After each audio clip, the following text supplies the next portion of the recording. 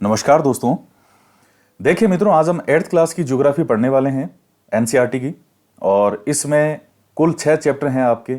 संसाधन, भूमि, मृदा, जल, प्राकृतिक, वनस्पति, वन्य जीव संसाधन, और उसके बाद है खनिज और शक्ति संसाधन, कृषि, उद्योग और मानव संसाधन। तो 8th क्लास की ज्योग्राफी में 6 चैप्टर हैं और इसके साथ ही बहुत अच्छा मटेरियल है। इसमें देखिए 75 पेज हैं और 75 पेज में भी कुछ एक्स्ट्रा, जैसे मान लीजिए कोई लास्ट के जो क्वेश्चन होते हैं उसके बाद के 1-2 पेज एक्स्ट्रा होते हैं। ऐसे करके लगभग 60-65 पेज की पूरा ये जो है एनसीईआरटी की बुक है ज्योग्राफी की। तो कोई बहुत ज़्यादा बड़े वाला काम नहीं है कि खूब इसमें लंबे वीडियो चलेंगे, ऐसा नहीं है। आपके आराम से 2-3 क्लास के अंदर ये पूरा करवा दूंगा मैं। इस वीडियो लेक्चर में मेरी कोशिश रहेगी कि कम से कम 2 चैप्टर तो आपको कराऊं, और 2 चैप्टर पढ़ाने के बाद में मुझे लगा कि चलो तीसरा भी करा देते हैं साथ में। तो 3 चैप्टर भी इस वीडियो में हो सकते हैं। कम से कम 2 तो आपको कराऊंगा, तीसरे का 2 पूरे होने के बाद देखेंगे। और इसी वीडियो की मैं बात कर रहा हूँ एक वीडियो के अंदर। और बाकी इसके अलावा जो लास्ट चैप्टर हमने पढ़ा था 7th क्लास वाला, जो एनसीईआरटी का था ज्योग्राफी का 9th चैप्टर, आपको यह बताना है कि हेमिस क्या था। हेमिस जो है ये वर्ड आया था, ये किस चीज़ से संबंधित था, वो आप कमेंट करके बताइएगा। और वीडियो को लाइक ज़रूर करें, ज़्यादा से ज़्यादा शेयर करें। तो आज हम पढ़ने वाले हैं संसाधन।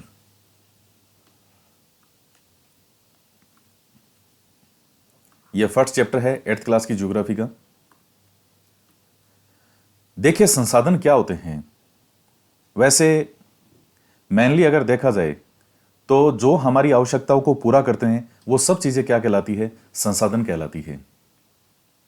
हमारे दैनिक जीवन के अंदर हमें जिन चीज़ों की भी आवश्यकताएं पड़ती है, हमारे किसी कार्य को पूरा करने के लिए, हमारी किसी आवश्यकताओं को पूरा करने के लिए, अभी जैसे मान लीजिए आपको पेन की जरूरत है, कॉपी, किताबें, ये सब आपके लिए क्या है, एक संसाधन है। आपके एग्जाम को क्वालिफाई करने का, तो उसके लिए आपकी आवश्यकताएं क्या क्या है कि ये चीज़ें आपके पास होनी चाहिए। अच्छी बुक्स होनी चाहिए, ये किताबें होनी चाहिए, पेन, कॉपी, पेंसिल, ये सब चीज़ें आपके पास में होनी चाहिए। ये सब चीज़ें कहलाती है संसाधन। तो हम यहाँ चैप्टर के संदर्भ में जो ये संसाधन वर्ड प्रयोग कर रहे हैं, ये मेनली जैसे मान लीजिए जो हमारी आवश्यकताओं से संबंधित है, जैसे ये कई तरह के संसाधन आएंगे, नेचुरल वाले आएंगे, कई कई और भी हैं इसमें। तो कौन कौन से संसाधन हो सकते हैं वो सब चीजें हमें देखेंगे। मेनली ये है कि संसाधन क्या होते हैं कि जो हमारी आवश्यकताएं को पूरी करना है, जो हमारी आवश्यकताओं को पूरा करते हैं, जो हमारे लिए आवश्यक हैं।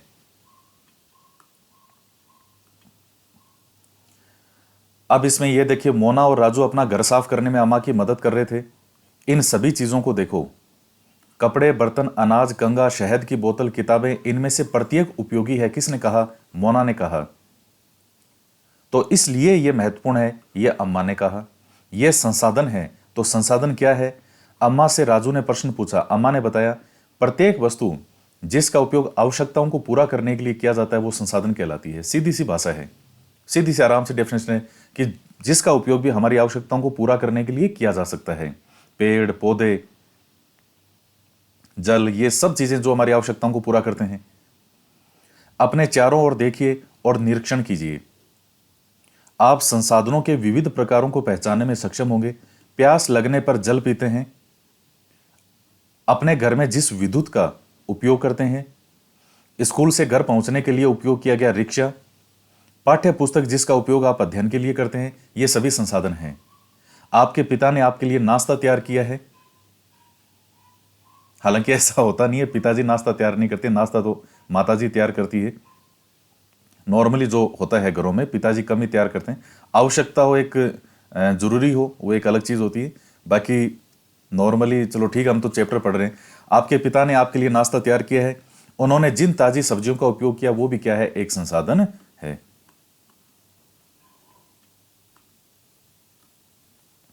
जल, विद्युत, रिक्शा, सब्जियां और पाठ्य पुस्तक, सभी में कुछ एक जैसा क्या है, उनमें से सभी वस्तुओं का उपयोग किया गया है आपके द्वारा, इसलिए वे उपयोगी हैं। एक वस्तु अथवा पदार्थ की उपयोगिता अथवा प्रयोज्यता उसे एक संसाधन बनाती है कि उसका उपयोग जो किया जा रहा है, उसका जो प्रयोग किया जा रहा है, यानी हम इन वस्तुओं का उपयोग कर रहे हैं, ये जो उपयोगिता है उस वस्तु की, यही उसको क्या बनाती है? रिसोर्स बनाती है, संसाधन बनाती है। राजू अब जानना चाहता था कि कोई भी वस्तु संसाधन कैसे बनती है। अम्मा ने बच्चों को बताया कि वस्तुएं उस समय संसाधन बनती है जब उनका कोई मूल्य होता है। इसका प्रयोग अथवा उपयोगिता इसे मूल्य प्रदान करते हैं। सभी संसाधन मूल्यवान होते हैं, अम्मा ने कहा। तो कोई वस्तु संसाधन कैसे बनेगी? जब उसका कोई मूल्य होगा। और मूल्य कैसे होगा? उसके प्रयोग अथवा उपयोगिता के आधार पर। तो सभी संसाधन जो होते हैं वो मूल्यवान होते हैं। ये तो इस तरह से वाक्य बना रहे हैं जैसे जो लॉजिक के क्वेश्चन होते हैं, तर्क के। मूल्य का अर्थ महत्व होता है। कुछ संसाधनों का आर्थिक मूल्य होता है जबकि कुछ संसाधनों का आर्थिक मूल्य नहीं होता। धातुओं का आर्थिक मूल्य होता है लेकिन एक मनोरम भूदृश्य का आर्थिक मूल्य नहीं होता। जो आप अपनी आंखों से निहारते हैं, एक मनोरम भूदृश्य है, एक अच्छा दृश्य होता है नेचर का, तो वैसे उसका कोई आर्थिक मूल्य नहीं। लेकिन ये दोनों संसाधन महत्वपूर्ण हैं और मनुष्य की आवश्यकताओं को पूरा करते हैं। कुछ संसाधन समय के साथ में आर्थिक रूप से मूल्यवान हो सकते हैं, लेकिन यदि वे पेटेंट करने के उपरांत मेडिकल फर्म द्वारा बेचे जाते हैं तब वे आर्थिक रूप से मूल्यवान हो सकते हैं। तो संसाधन मूल्यवान कैसे हुए कि जो अगर हम उनका पेटेंट करवाने के बाद में अगर किसी मेडिकल फर्म के द्वारा बेचे जाते हैं तो वो जो है फिर मूल्यवान हो जाते हैं। तो पेटेंट क्या होता है? इसका तात्पर्य किसी विचार अथवा आविष्कार पर एकमात्र अधिकार से होता है। जैसे मान लीजिए कोई कंपनी कई बार किसी दवाई का निर्माण करती है या कोई भी एक नया आविष्कार आता है, किसी व्यक्ति ने उसका पेटेंट करवा लिया, तो उस व्यक्ति के बिना इजाजत जो है कोई भी दूसरी कंपनी या उस चीज का निर्माण नहीं कर सकती। तो ये होता है पेटेंट। तो ये हो गया इसमें।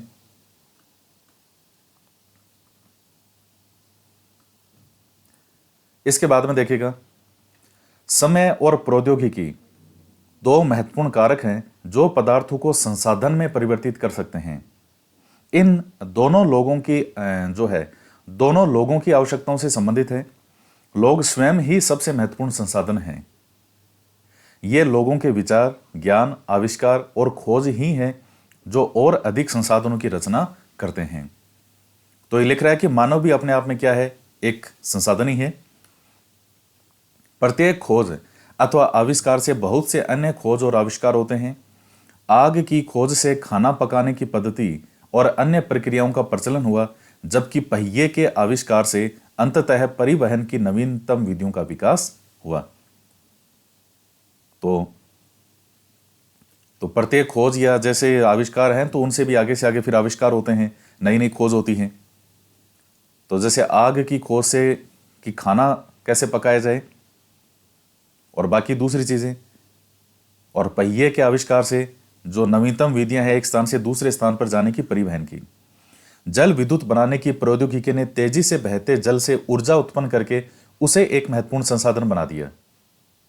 जल हजारों साल पहले भी बहता था, आज भी बहता है। कभी कोई समय ऐसा रहा होगा जब वो जल सिर्फ एक जल था, हमने उसका संसाधन जो है इस तरह से संसाधन के रूप में प्रयोग नहीं किया। जैसे मान लीजिए पीने के या जो दूसरे कार्य हैं उनके अलावा जैसे जल का कोई प्रयोग नहीं। लेकिन हमने समय के साथ में जैसे जैसे नवीनतम टेक्नोलॉजी आती गई, हमने तेजी से बहते जल का उपयोग किया और जल को भी ऊर्जा के रूप में बना दिया, एनर्जी के रूप में। तो हमने इसको एक महत्वपूर्ण संसाधन बना दिया है। तो ये हो गया। अभी आएंगे, ये सब आएंगे कि संसाधनों के कौन कौन से प्रकार हो सकते हैं। शब्दावली आता है। सबसे पहला क्या है? किसी कौशल करने अथवा वस्तु बनाने में नवीनतम ज्ञान का अनुप्रयोग ही जो है वो प्रौद्योगिकी है। तो किसी कौशल करने अथवा वस्तु बनाने में जो नवीनतम ज्ञान का अनुप्रयोग है, तो उसी को हम कहते हैं प्रौद्योगिकी या टेक्नोलॉजी। तो अब आता है संसाधनों के प्रकार। सामान्यतः संसाधनों को प्राकृतिक, मानव निर्मित और मानव में वर्गीकृत किया गया है। सबसे पहला आता है प्राकृतिक संसाधन। जो संसाधन प्रकृति से प्राप्त होते हैं और अधिक संशोधन के बिना उपयोग में लाए जाते हैं उसे प्राकृतिक संसाधन कहते हैं।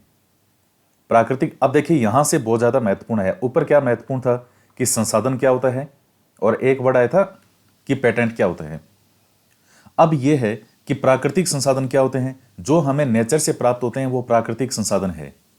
बिना किसी अधिक संशोधन के हम उनका उपयोग कर सकते हैं।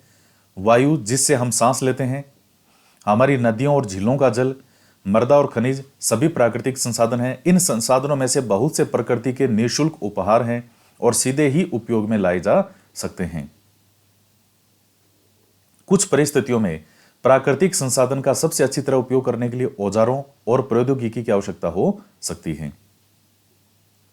तो सीधी सी बात है कि नेचुरल रिसोर्सेज क्या होते हैं, जो हमें नेचर से प्राप्त होते हैं और बिना ज्यादा उसमें कोई हेरफेर किए हम उनका उपयोग भी कर सकते हैं। और कुछ परिस्थितियों के अंदर उसका और ज्यादा अच्छे से उपयोग करने के लिए हम उसमें औजार या किसी नई टेक्नोलॉजी का भी प्रयोग कर सकते हैं। प्राकृतिक संसाधनों को विस्तृत रूप से दो भागों में विभाजित कर सकते हैं, नवीकरणीय और अनवीकरणीय। नवीकरणीय और अनवीकरणीय क्या होते हैं? नवीकरणीय संसाधन वे होते हैं जो शीघ्रता से नवीकृत या पुनः पूरित हो सकते हैं। उनमें से कुछ असीमित हैं और उन पर मानवीय क्रियाओं का प्रभाव नहीं होता, जैसे सौर ऊर्जा, पवन ऊर्जा। ये नवीकरणीय संसाधन है, लगातार ये बनते रहते हैं, असीमित है। लेकिन फिर भी कुछ नवीकरणीय संसाधनों जैसे जल, मृदा और वन का लापरवाही से किया गया उपयोग उनके भंडार को प्रभावित कर सकता है। जल असीमित नवीकरणीय संसाधन प्रतीत होता है, फिर भी जल की कमी और प्राकृतिक जल स्रोतों का सूखना आज विश्व के बहुत से भागों में एक बड़ी समस्या है। जल भी एक जो है वो असीमित नवीकरणीय संसाधन के रूप में है, क्योंकि आप जानते हैं कि पूरी पृथ्वी का कितने % जल होता है, तो इसलिए जल को एक असीमित संसाधन के रूप में माना गया है। लेकिन फिर भी जो जल की कमी और प्राकृतिक जल सोर्सों का सूखना, तो यह समस्या तो है विश्व में। और अनवीकरणीय संसाधन होते हैं जिनका भंडार सीमित हो। तो एक तो ध्यान रखिएगा, नवीकरणीय संसाधन जो है वो एक तरह से असीमित माने जाते हैं, और अनवीकरणीय संसाधन जो हैं वो होते हैं जिनका नवीकरण नहीं हो सकता।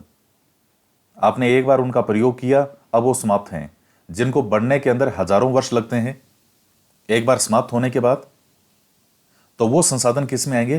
अनवीकरण में। जैसे कोयला है, पेट्रोल है, ये इस तरह के जो संसाधन है ये अनवीकरण में है।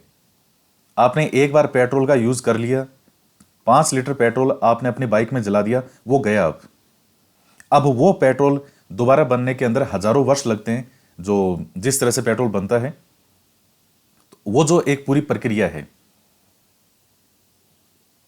तो वो सीमित होते हैं, इनका भंडार सीमित होता है। इनको दोबारा बनने में, पुनः पूरित होने में, नवीकृत होने में हजारों वर्ष लग सकते हैं। यह अवधि मानव जीवन की अवधि से बहुत अधिक है। इस प्रकार के संसाधन अनवीकरणीय कहलाते हैं। कोयला, पेट्रोलियम, प्राकृतिक गैस, ये इसके उदाहरण हैं। प्राकृतिक संसाधनों का वितरण भूभाग, जलवायु, ऊंचाई जैसे अनेक भौतिक कारकों पर निर्भर करता है। पृथ्वी पर इन कारकों में विभिन्नता होने के कारण संसाधनों का वितरण असमान होता है। तो यह होता है कि जो प्राकृतिक संसाधन है वो सीमित माने जाते हैं। ये सीमित क्या, जो प्राकृतिक संसाधन है उनका वितरण या कहां कहां फैले होंगे, किस चीज पे डिपेंड करता है, किस जगह पे कौन से प्राकृतिक संसाधन होंगे। तो ये फिर बाकी कारक जैसे भूभाग कैसा है, जलवायु कैसी है, ऊंचाई कैसी है, भौतिक कारक जैसी जो चीजें हैं उन पर डिपेंड करता है। अब जैसे बाड़मेर जैसलमेर वाला हिस्सा है, अब उधर खूब निकल रहा है तेल, इतने जो है तेल के कुएं हैं वहां पे। तो वहां की कुछ दशाएं, कुछ स्थिति ऐसी रही होगी कि वहां उस स्थान से आज तेल निकल रहे हैं। अब वो जो तेल वहां से निकल रहा है, तो वो जो है वो किसके अंदर आ जाएगा? आपका इसमें अनवीकरण में आ जाएगा, जैसे पेट्रोलियम है, ये प्राकृतिक गैस जैसी चीजें हैं। फिर आता है मानव निर्मित संसाधन। कभी कभी प्राकृतिक पदार्थ तब संसाधन बन जाते हैं जब उनका मूल रूप बदल दिया जाता है। लोह अयस्क उस समय तक संसाधन नहीं था जब तक लोगों ने उससे लोहा बनाना नहीं सीखा था। तब तक ऐसे ही पड़ा था वो लोह अयस्क। लोग प्राकृतिक संसाधनों का उपयोग पुल, सड़क, मशीन और वाहन बनाने में करते हैं, जो कि मानव निर्मित संसाधन के नाम से जाने जाते हैं। जो टेक्नोलॉजी, प्रौद्योगिकी भी एक मानव निर्मित संसाधन है। इसलिए हम जैसे लोग प्राकृतिक संसाधनों का उपयोग करके मानव निर्मित संसाधन बनाते हैं। तो मानव जिन संसाधनों का निर्माण करता है,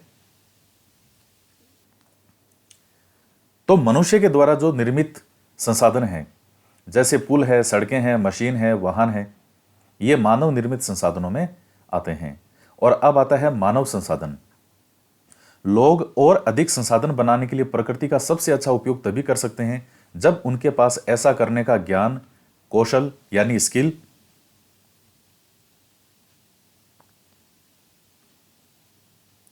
और प्रौद्योगिकी उपलब्ध हो। इसलिए मनुष्य एक विशिष्ट प्रकार का संसाधन है, अतः लोग मानव संसाधन हैं। शिक्षा और स्वास्थ्य लोगों को बहुमूल्य संसाधन बनाने में मदद करते हैं। अधिक संसाधनों के निर्माण में समर्थ होने के लिए लोगों के कौशल में सुधार करना मानव संसाधन विकास कहलाता है, ह्यूमन रिसोर्स डेवलपमेंट। कि जो मानव है वो भी एक क्या है, संसाधन है। कोई मजदूर के रूप में भी काम करता है और कोई आईएएस के रूप में भी काम करता है वो एक क्या है, वो मानव संसाधन के रूप में है। अपने विचार का प्रयोग, अपने जो स्किल है, कोई कौशल है, उसका प्रयोग। तो मानव संसाधन विकास का मतलब है कि लोगों को ज्यादा से ज्यादा स्किल जो है उसमें सुधार किया जाए ताकि मनुष्यों का ज्यादा से ज्यादा बेहतरीन तरीके से प्रयोग हो सके। तो ये है, तो ताकि मानव का जो है वो संसाधन के रूप में ज्यादा से ज्यादा बेहतरीन तरीके से प्रयोग हो सके। तो अब जैसे शिक्षा और स्वास्थ्य, तो लोगों के पास एक अच्छी शिक्षा हो और अच्छा स्वास्थ्य हो तो लोग जो हैं वो एक बहुमूल्य संसाधन बनाने में मदद करते हैं, जो कि लोगों को, वरना फिर वही 2 हाथ 2 पांव हैं। सभी मनुष्य दिखते भी एक जैसे से ही हैं कि हाँ सबके 2 हाथ और 2 पांव हैं, लेकिन किसी के अंदर कोई स्किल है, किसी में नहीं है। किसी में अच्छी एजुकेशन है, वो व्यक्ति और बेहतरीन तरीके से काम कर सकता है। तो मानव को हम रिसोर्स के रूप में कैसे उपयोग करें? तो सबसे पहले मानव का तो हमें एक बेहतरीन तरीके से विकास करना पड़ेगा। शिक्षा हो, स्वास्थ्य हो, स्किल हो। आप बहुत सारे देखिएगा, ये जो बाहर से जो ये आती है कंपनियां, तो ये जब यहाँ के यूथ के इंटरव्यू लेती है, बहुत बार आपने न्यूज़पेपर में पढ़ा होगा या नहीं पढ़ा है तो मैं आपको बता देता हूँ। बाहर की कंपनियां ये कहती है कि जो इंडियन यूथ है, जो भारतीय युवा है, 70 से 80% युवा केवल डिग्रीधारी हैं। उनके पास कोई स्किल नहीं है, उनके पास सिर्फ एक डिग्री है, चाहे बीए, बीटेक, ये बीएससी, जो भी डिग्री है, कि सिर्फ इनके पास डिग्रियां हैं उस योग्यता के लिए, लेकिन वो जो काम है वो करने की इनके पास में स्किल नहीं है। तो ये एक कमी है ना कि स्किल जो है वो डेवलपमेंट की जाए मानव के अंदर, तब वो जो मानव है वो एक बहुमूल्य जो है एक रिसोर्स के रूप में प्रयोग हो सकता है। तो ये होता है, अधिक संसाधनों के निर्माण में समर्थ होने के लिए लोगों के कौशल में सुधार करना ही मानव संसाधन विकास कहलाता है। अच्छी शिक्षा दी जाए, अच्छी एजुकेशन हो, अच्छी स्किल है, उनको नई नई जो चीजें हैं वो सिखाई जाए।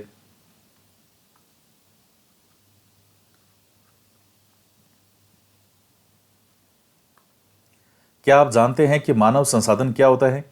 से तात्पर्य लोगों की संख्या और योग्यता मानसिक और शारीरिक से है। यद्यपि मानव को संसाधन मानने के संदर्भ में लोगों में मतभेद है,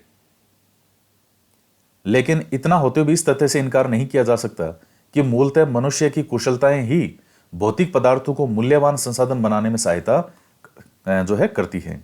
कुछ लोग कहते हैं कि नहीं, मानव को हम संसाधन के रूप में नहीं मान सकते, लेकिन फिर भी ये कहते हैं कि जब मानव जो संसाधन है और एक अच्छा स्किल वाला, एक अच्छी योग्यता वाला जो मनुष्य है, वो भौतिक जो पदार्थ है उनको भी एक अच्छा संसाधन बनाने में जो है वो सपोर्ट करता है, सहायक होता है। अब मनुष्य के अंदर ही कोई स्किल नहीं होगी तो कैसे नए नए आविष्कार होंगे, कैसे नई नई जो है वो बहुत सी चीजें हैं वो बन के हमारे सामने आएगी। तो ये चीजें हैं।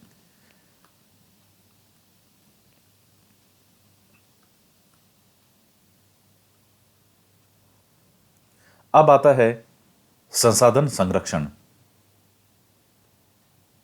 और एक ये सतत पोषणीय विकास क्या होता है?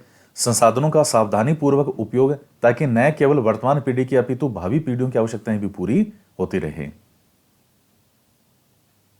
इसको कहते हैं सतत पोषणीय विकास, कि संसाधनों का हमें सावधानी पूर्वक उपयोग करना चाहिए।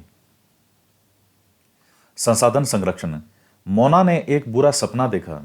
उसने देखा कि पृथ्वी पर सारा जल सूख गया और सारे पेड़ कट गए। वहां पर न तो छाया थी, न ही कुछ जो है चीजें खाने पीने के लिए। लोग परेशान हो रहे थे, चारों तरफ भोजन और छाया की तलाश में निराश घूम रहे थे। उसने अपनी माँ को सपने के बारे में बताया। उसने पूछा, अम्मा, क्या यह सच में हो सकता है? हाँ, यदि हम नवीकरणीय संसाधनों के प्रति सतर्क नहीं रहते तो वे बहुत ही दुर्लभ हो सकते हैं, और अनवीकरणीय संसाधन निश्चय ही समाप्त हो सकते हैं।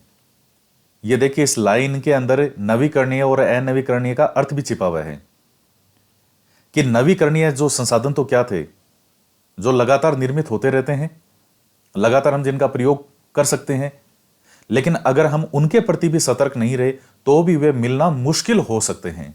और अनवीकरणीय तो वो है जिनका दोबारा निर्माण हो ही नहीं सकता, वो तो समाप्त हो गया। जिनके भंडार सीमित हैं तो वो क्या हो जाएंगे? समाप्त हो जाएंगे। राजू ने पूछा, हम इसके लिए क्या कर सकते हैं? बहुत कुछ। अम्मा ने उत्तर दिया, आप अपने दोस्तों से बात क्यों नहीं करते? संसाधनों का सतर्कता पूर्वक उपयोग करना।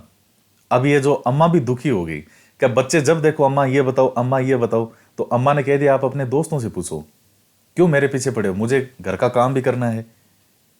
तो संसाधनों का सतर्कता पूर्वक उपयोग करना और उन्हें नवीकरण के लिए समय देना, यही चीज कहलाती है संसाधनों का संरक्षण।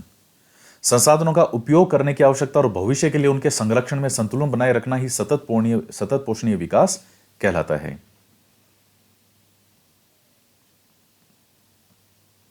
तो ये जो चीज है, ये है सतत पोषणीय विकास। तो संरक्षण में संतुलन बनाए रखना। संसाधनों के संरक्षण के अनेक तरीके हैं। प्रत्येक व्यक्ति उपभोग को कम करके वस्तुओं को पुनर्चक्रण और पुनः उपयोग द्वारा योगदान दे सकता है। तो ये बाकी अभी छोटी छोटी चीजें हैं। और जैसे मान लीजिए कोई भी पेज है, कागज है, तो उसको हमें व्यर्थ नहीं करना चाहिए, क्योंकि किससे बनते हैं? पेड़ों से बनते हैं। तो कागज बनाने के लिए बहुत से पेड़ों को काट दिया जाता है। तो ये चीजें हैं कि हमें सावधानी से जो है वो संसाधनों का उपयोग करना चाहिए।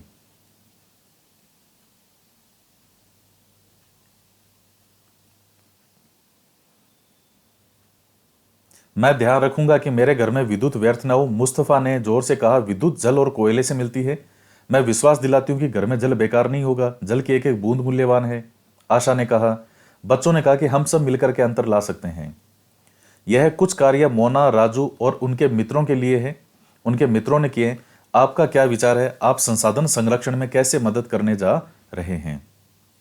तो हमें जो नेचुरल जो भी रिसोर्सेज हैं, हमें उनका दुरुपयोग नहीं करना चाहिए, संसाधनों का। अब जैसे घर के अंदर लाइट भी जो है, जो बिजली जलती है, अगर जेब से पैसा देना पड़ रहा है तो लोग रूम से बाहर निकलते ही लाइट को ऑफ कर देंगे। लेकिन पता है कि सरकार की तरफ से पैसा चल रहा है या कोई सरकारी ऑफिस है, तो वहां लोग लाइट बंद करना, ये जैसे पंखे वगैरह, तो इनको बंद करने पे कि हम इनको बंद कर दें जब कोई अंदर बैठा नहीं है, तो इस चीज पे ध्यान नहीं देते। तो चीज अपनी हो चाहे सरकार की हो, और जो सरकार की है वो भी वैसे अपनी ही है, क्योंकि जो जनता का पैसा है उसी से ही ये चीजें सरकार बनाती है। ये जो बिल भी भरेगी सरकार, तो कहां से भरेगी? जनता के पैसे से ही। तो हमें इन चीजों का जो है वो सदुपयोग करना चाहिए, और जितनी आवश्यकता हो उतना ही उपयोग करना चाहिए। तो हमारा कर्तव्य क्या है? सभी नवीकरणीय संसाधनों के उपयोग सतत पोषणीय है। पृथ्वी पर जीवन की विविधता संरक्षित की जाए, प्राकृतिक पर्यावरण तंत्र की हानि को कम से कम किया जाए। तो अब ये सतत पोषण आपने क्या देख लिया, जीवन की विविधता यानी जैव विविधता है उसको संरक्षित किया जाए।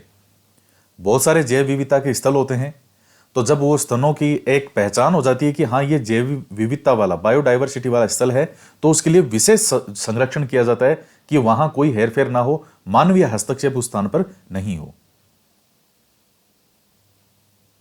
तो ये बाकी सतत पोषणीय विकास के सिद्धांत क्या क्या हैं कि इनकी देखभाल करनी चाहिए, मानव जीवन की गुणवत्ता को बढ़ाना, पृथ्वी की जीवन शक्ति और विविधता का संरक्षण करना, प्राकृतिक संसाधनों के ह्रास को कम से कम करना। तो ये छोटी छोटी चीजें हैं। ये आपका चैप्टर हो गया ये पहला। और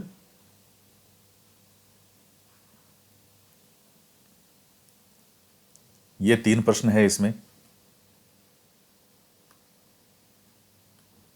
तो आज के चैप्टर में काम की चीजें क्या क्या है आपके लिए, एक तो संसाधन होते क्या क्या है, उसके बाद में संसाधनों के प्रकार कौन कौन से हो सकते हैं, एक तो नेचुरल रिसोर्सेज, इसके बाद में नेचुरल 2 भागों में देखा, नवीकरणीय और अनवीकरणीय।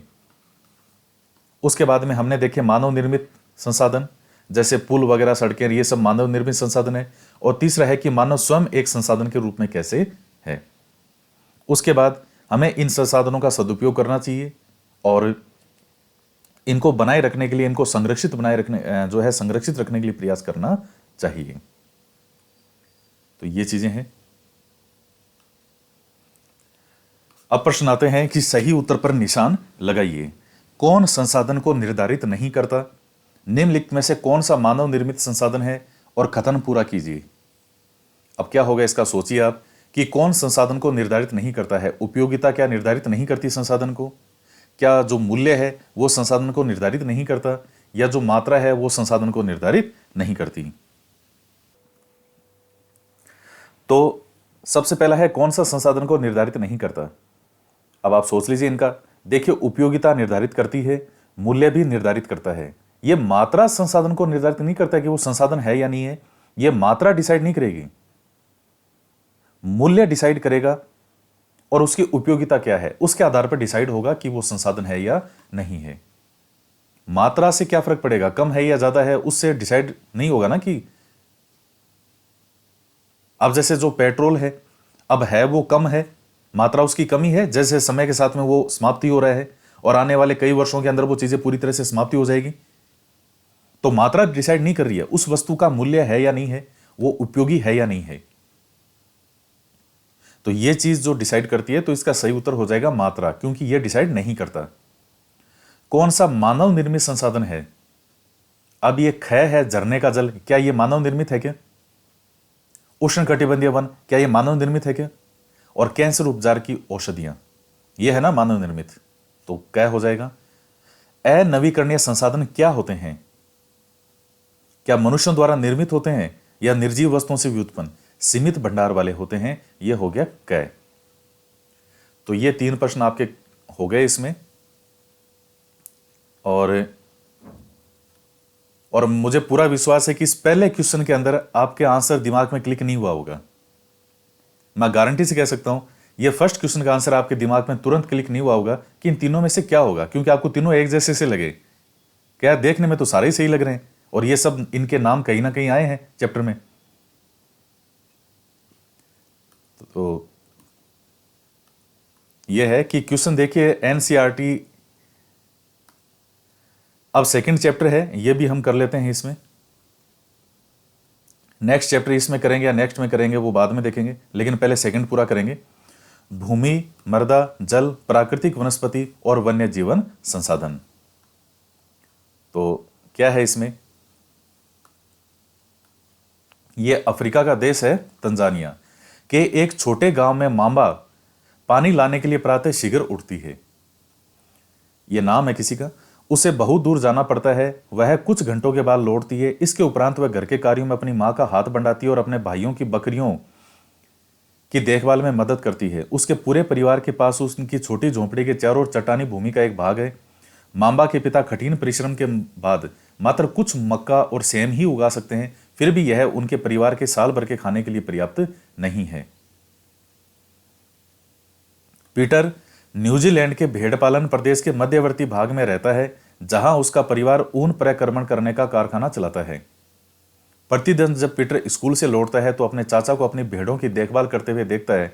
उनका भेड़ों का बाड़ा कुछ दूरी पर पहाड़ियों से लगे एक विस्तृत घास के मैदान पर स्थित है।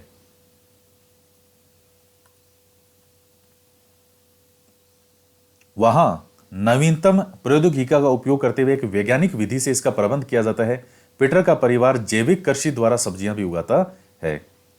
मांबा और पीटर विश्व के दो विभिन्न स्थानों में रहते हैं और उनके जीवन व्यतीत करने में बहुत अंतर है। यह विभिन्नता क्यों है? उस भूमि की गुणवत्ता, मृदा, जल, प्राकृतिक वनस्पति, प्राणी और प्रौद्योगिकी के उपयोग की भिन्नता के कारण। और इन स्थानों का एक दूसरे से भिन्न होने का मुख्य कारण है इस प्रकार के संसाधनों की उपलब्धता। तो ये जो अंतर है कि एक के अंदर इतनी मेहनत करने के बाद में भी उनके साल भर की आवश्यकताएं जो है वो पूरी नहीं होती, जबकि दूसरे स्थान पर देख रहे हैं कि वो उनकी आवश्यकताएं पूरी है, जो नए कोई विज्ञान, नई टेक्नोलॉजी का प्रयोग हो रहा है। तो क्या आप जानते हैं कि विश्व की 90% जनसंख्या भूमि क्षेत्र के 30% भाग पर ही निवास करती है। से 70% भूमि पर या तो विरल जनसंख्या है या वह निर्जन है। तो ये क्या कह रहा है कि विश्व की जो 90% जनसंख्या है वो कहां निवास करती है? भूमि क्षेत्र के 30% भाग पर। तो बाकी का 70% भाग जो है वहां विरल जनसंख्या, मतलब बिखरी बिखरी सी ऐसी जनसंख्या है, या वह निर्जन है, कोई वहां पर नहीं है। तो कितनी परसेंट की विश्व की जो भूमि है उसके कितने परसेंट भाग पर है? 30% भाग पर। तो बाकी जो 70% भूमि क्षेत्र जो है वो बिखरे बिखरे से इस तरह से हैं।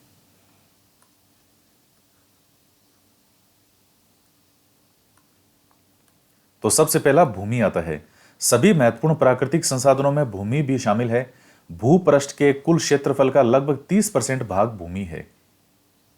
यही नहीं, इस थोड़े से प्रतिशत के सभी भाग आवास योग्य नहीं है। मुख्यतः भूमि और जलवायु के भिन्न भिन्न लक्षणों के कारण विश्व के विभिन्न भागों में जनसंख्या का वितरण असमान पाया जाता है। उबड़ खाबड़ स्थलाकृति, पर्वतों के तीव्र ढाल, जलक्रांत संभावित निम्न क्षेत्र, मरुस्थल क्षेत्र और सघन वन क्षेत्र सामान्यतः विरल या निर्जन है। उर्वर मैदानों और नदी घाटियों में कृषि के लिए उपयुक्त भूमि उपलब्ध है, इसलिए यह स्थान विश्व के सघन बसे हुए क्षेत्र हैं।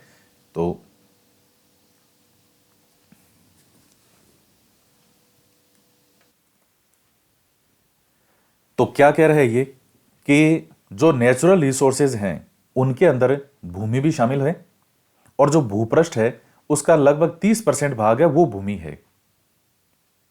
और इस भूमि के भी जो सारे भाग हैं वो रहने के योग्य नहीं है, इस 30% के भी। क्यों?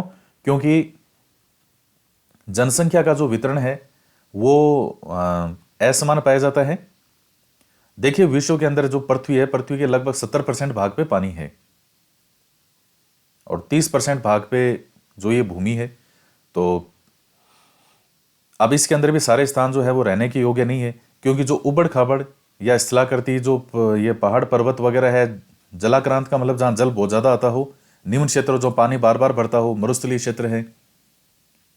तो ये जो, या फिर सघन वन, बहुत ज्यादा वन हो, तो ऐसे स्थान जो है वो विरल या निर्जन ही है, या रहते भी होंगे तो बहुत कम लोग रहते हैं। उर्वर मैदान और नदी घाटियों में उपयुक्त भूमि उपलब्ध होती है, इसलिए सबसे ज्यादा घनी आबादी वाले क्षेत्र हैं आपको यही मिलेंगे। राजस्थान की बात करें तो आप चाहे पूर्वी राजस्थान देख लीजिए। भारत की बात करें तो जो गंगा ब्रह्मपुत्र का मैदान है उस क्षेत्र को आप देख लीजिए। सबसे ज्यादा जनसंख्या आपको यूपी, बिहार, ये इस तरफ ही देखने को मिलेगी। तो जो रहने के लिए उपयुक्त स्थान होते हैं वहां सबसे ज्यादा जो है जनसंख्या होती है।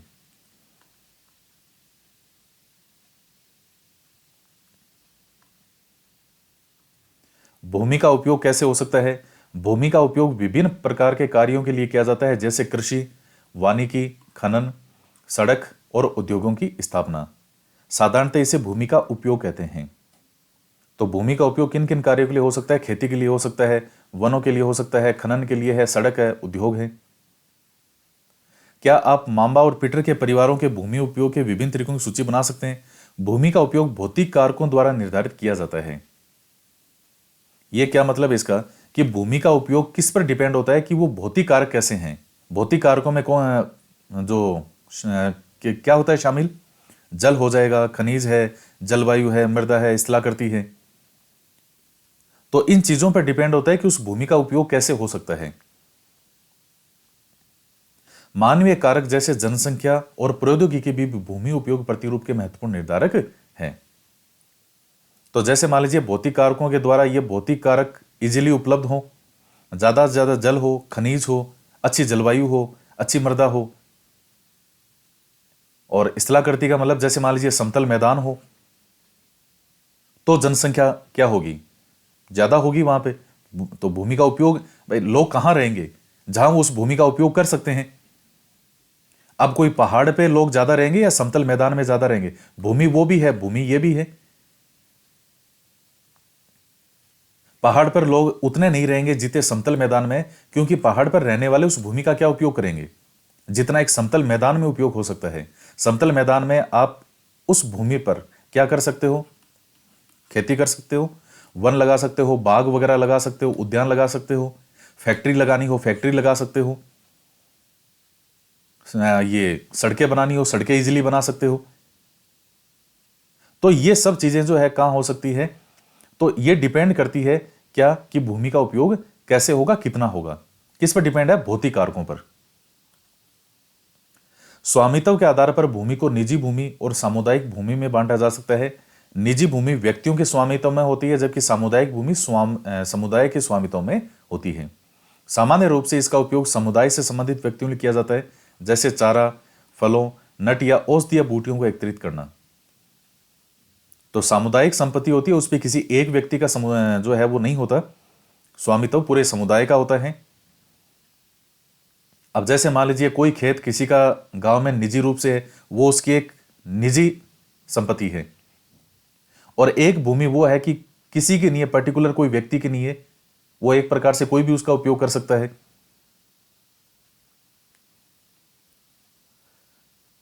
तो इसको साझा संपत्ति संसाधन भी कहते हैं। जनसंख्या और उनकी मांग सदैव बढ़ती रहती है, लेकिन भूमि की उपलब्धता सीमित है। भाई भूमि तो उतनी रहेगी जितनी है। स्थान के अनुसार भूमि की गुणवत्ता में अंतर होता है। लोगों ने सामुदायिक भूमि पर व्यापारिक क्षेत्र बनाने, नगरीय क्षेत्रों में घर बनाने और ग्रामीण क्षेत्रों में कृषि योग्य भूमि का विस्तार करने के लिए अनाधिकृत हस्तक्षेप करना शुरू कर दिया है। तो लोगों ने सामुदायिक भूमि पर व्यापारिक क्षेत्र बनाने के लिए, नगरीय क्षेत्रों में घर बनाने के लिए और ग्रामीण क्षेत्रों में कृषि योग्य भूमि का विस्तार करने के लिए अनाधिकृत हस्तक्षेप करना शुरू कर दिया। आज भूमि उपयोग प्रतिरूप में व्यापक परिवर्तन हमारे समाज में सांस्कृतिक परिवर्तनों को दर्शाते हैं। वर्तमान में कृषि और निर्माण संबंधी गतिविधियों के प्रसार कारण निम्नीकरण, भूस्खलन, मृदा अपरदन और मरुस्थलीकरण पर्यावरण के लिए प्रमुख खतरा है। ये क्या मतलब हुआ इन चीजों का? देखिए भूमि क्या है भाई, कि कितने परसेंट भाग पे भूमि है, तो हमने देखा 30% भाग जो है वो भूमि वाला है, या आप जिसको जमीन कह लो चाहिए। अब भूमि के अंदर भी 30% जो भूमि है वो भी सारा भाग उपयोग में नहीं हो सकता। कहीं पर्वत है, कहीं कैसी चीजें हैं, सारा प्रयोग नहीं आ सकती भूमि वो। अब उसके अंदर भी जो भूमि मनुष्य उपयोग में ले रहा है उसका भी वो उसका दुरुपयोग करने की कोशिश कर रहा है। जैसे मान लीजिए अपने उपयोग के लिए मनुष्य बांध बना रहा है, नदियों का मार्ग जो है उसको वो चेंज कर रहा है, बदल रहा है। तो इसके कारण स्थिति क्या होती है, बाढ़ की स्थिति आती है। आप जैसे ये उत्तराखंड हो गए, ये इस साइड में आप जो बांध बन रहे हैं बहुत बार उनका विरोध होता है, अभी भी विरोध हो रहा है कि साहब ये जो बांध बन रहे हैं ये नेचर के खिलाफ हैं, बहुत ज्यादा गलत हैं। इसकी वजह से कभी भी बाढ़ आ सकती है, और अगर बाढ़ आई तो इतने गांव और इतने हजारों लाखों की संख्या में लोग जो है वो मारे जाएंगे, पानी के साथ बह जाएंगे। तो एक वो हो गया ना उसका दुरुपयोग। अब मानव उपयोग कर रहा है कि अपने लिए, स्वयं के लिए, लेकिन कहीं ना कहीं वो नेचर के विरुद्ध है उस भूमि का प्रयोग। मृदा का अपरदन जैसी चीजें हैं, भूस्खलन, ये सब चीजें हमें देखने को मिलती है। ये जैसे ये मरुस्थलीकरण है, ये हमें देखने को मिलता है। तो ये सब चीजें हैं।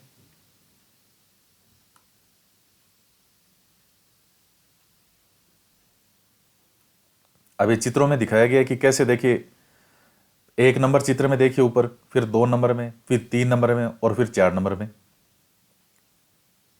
तो कैसे भूमि उपयोग में समय के अनुसार जो है वो परिवर्तन हो रहा है।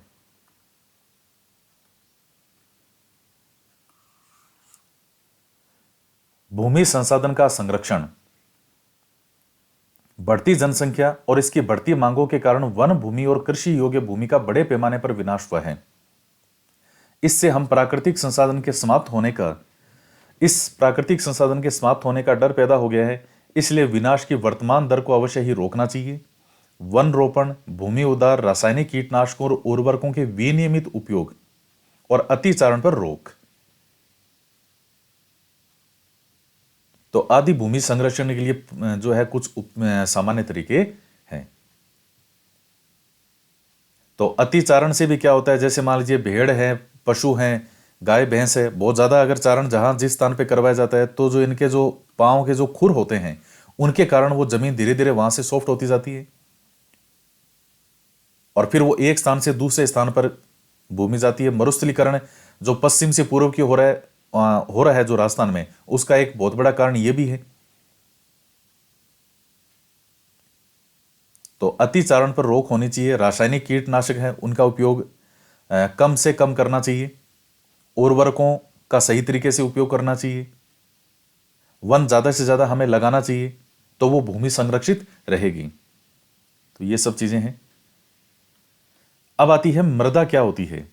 पृथ्वी के पृष्ठ पर दानेदार कणों के आवरण की पतली परत जो है उसको हम मृदा कहते हैं। यह भूमि से निकटता से जुड़ी हुई है। भाई भूमि के ऊपर ही तो होती है मृदा। ये तो हमने सारी भूमि की बात कर ली।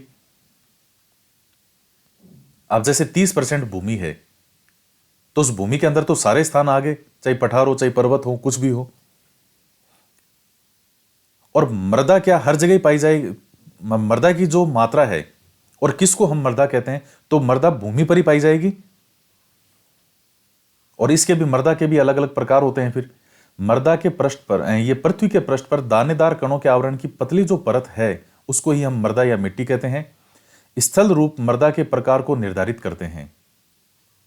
मृदा का निर्माण चट्टानों से प्राप्त खनिजों और जैव पदार्थ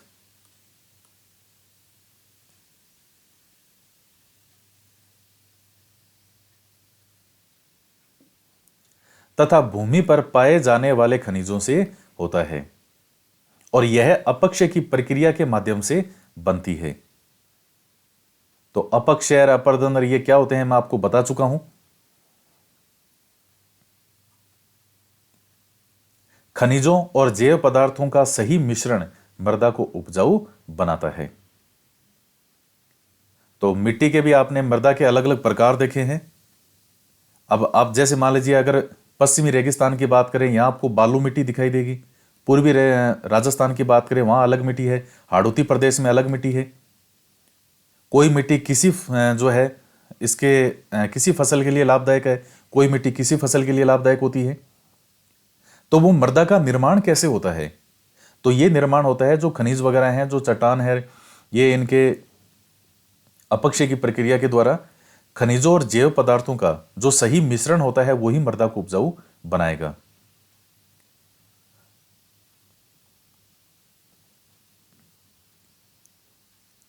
तो अपक्षय क्या होता है, तापमान परिवर्तन, तुषार क्रिया, पौधों, प्राणियों, मनुष्य के क्रियाकलाप द्वारा अनावृत शैलों का टूटना और क्षय होना। तो आपको मैंने बता दिया था कि जैसे एक ही स्थान पर चट्टानें वगैरह जो टूटती है वो चीज क्या कहलाती है, अपक्षय कहलाती है। तो अब ये चित्र में है हुमस और वनस्पति के साथ ऊपरी मृदा जो है, फिर ये बालूगाद क्ले के साथ उपमृदा, फिर ये अपक्षित चट्टानी पदार्थ, ये जनक चट्टाने की मैन चट्टानी ये है। फिर धीरे धीरे ऊपर किस प्रकार से जो है वो मृदा का निर्माण होता है।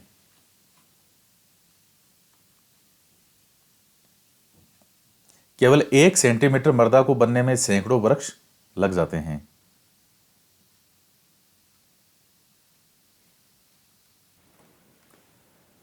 तो ये है कि मृदा के निर्माण को प्रभावित करने वाले कारक कौन से हैं। तो ये एग्जाम में बहुत अक्सर बार बहुत महत्वपूर्ण प्रश्न है, इसी में से क्वेश्चन बनेगा अगर बनेगा तो। जैसे जलवायु है, तापमान है, वर्षा, अपक्षय, हुमस। हुमस क्या होता है, जो जीव जंतु पेड़ पौधे जब पृथ्वी में नीचे दब जाते हैं तो उस समय के साथ साथ में जो उनका निर्माण होता है हम एक उपयोग के रूप में, तो वो होता है हुमस का निर्माण। तो ये उसको हुमस कहते हैं। और तो ये चीजें प्रभावित करती है। समय मृदा परिच्छेदिका की मोटाई को निश्चित करता है। देखिए मृदा परिच्छेदिका क्या होता है, जो अभी ऊपर एक डायग्राम था कि भूमि का जो ये मृदा की सबसे ऊपरी सतह जो होती है वहां से लेकर के जो बेसिक उसके आधारभूत चट्टान है, ऊपरी सतह से लेकर के और इसके आधारभूत चट्टान तक, ये जो इसका ऊर्ध्वाधर काट है, इसी काट को ही हम कहते हैं मृदा परिच्छेदिका। और फिर वो जो अलग अलग परतें हैं उसमें थी, उनको हम क्या कहते हैं, मृदा संस्तर कहते हैं। जैसे अभी जो ये देखिए, ये है मृदा परिच्छेदिका, यानी सबसे ऊपरी सतह से लेकर के और जो उसकी बेसिक चट्टान तक, जो लास्ट तक चट्टान है, आधारभूत चट्टान, तो इसका जो ये ऊर्ध्वाधर काट है, इसी काट को ही हम कहते हैं मृदा परिच्छेदिका। और ये जो परतें हैं अलग अलग, तो इनको कहा जाता है मृदा संस्तर।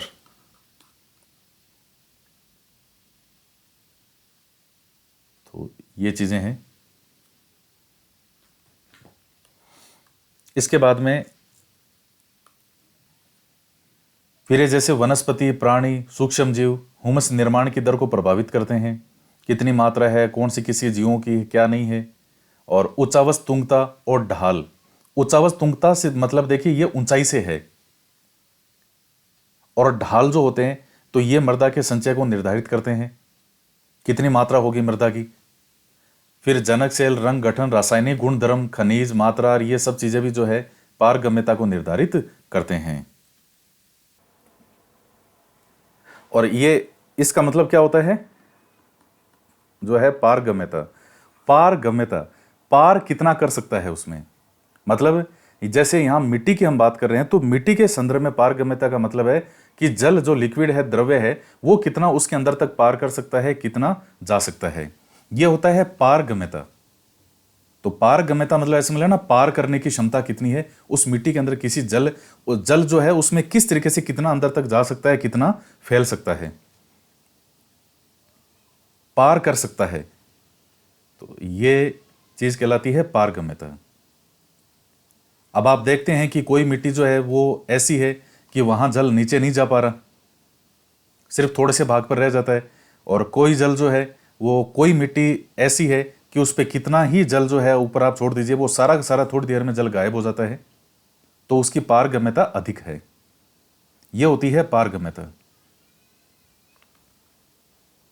तो ये सब चीजें प्रभावित करती है मृदा के निर्माण को। इसके बाद में आता है कि मृदा निर्माण के कारक कौन कौन से हैं। अब ये देखिए, इधर देखिए, भारत में जलोढ़, काली, लाल, लेटेराइट, मरुस्थलीय और पर्वतीय प्रकार की जो है मृदाएं हो सकती हैं। तो मृदा निर्माण के कारक, मृदा निर्माण के मुख्य कारक जनन सेल का मतलब जो मेन बेसिक सेल है उसका स्वरूप और जलवायविक कारक है। और मृदा निर्माण के अन्य कारक स्थलाकृति, जैव पदार्थों की भूमिका और मृदा निर्माण के संगठन में लगा समय है। तो ये मृदा निर्माण के कारक हैं। जनक सेल का मतलब है कि जो मेन बेसिक सेल है वो कौन सी सेल है, कौन सी चट्टान है, तो उसका स्वरूप क्या है, कैसी जलवायु है, कैसी स्थलाकृति है, जैव पदार्थों की भूमिका और कितना समय उसको लगा है, ये सब चीजें कारक किसके निर्धारित हैं, मृदा के।